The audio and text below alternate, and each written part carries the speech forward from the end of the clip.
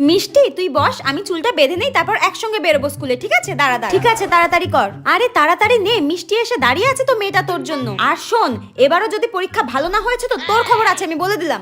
হ্যাঁ মা, তুমি চিন্তা করো না, আজকের পরীক্ষা আমার দারুণ হবে। আমি কালকে সারা রাত জেগে জেগে সব মুখস্থ করে নিয়েছি, সব। আমার আজকে পরীক্ষাটা যা হবে না মা, কি জানি বাবা, সারা বছর না পড়ে পরীক্ষার আগের দিন রাত জেগে জেগে কি এমন করিস ভগবান জানে।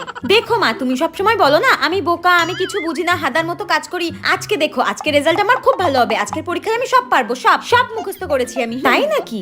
এই মিষ্টি শোন না, আমার স্কুলের ব্যাগে একটু বাংলা বইটা ঢুকিয়ে দে তো। স্কুলে গিয়ে যদি সময় থাকে আর একটু পড়ে নেবো, দেখবি তাহলে আরো ভালো রেজাল্ট করতে পারবো। ঠিক আছে?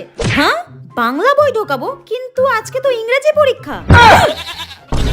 হ্যাঁ, আজকে ইংরেজি পরীক্ষা? আমি তো সারা রাত বাংলা পড়েছি। কি? আজকে ইংরেজি পরীক্ষা আর তুই সারা রাত জেগে জেগে বাংলা পড়েছিস? তোর কাজ আমি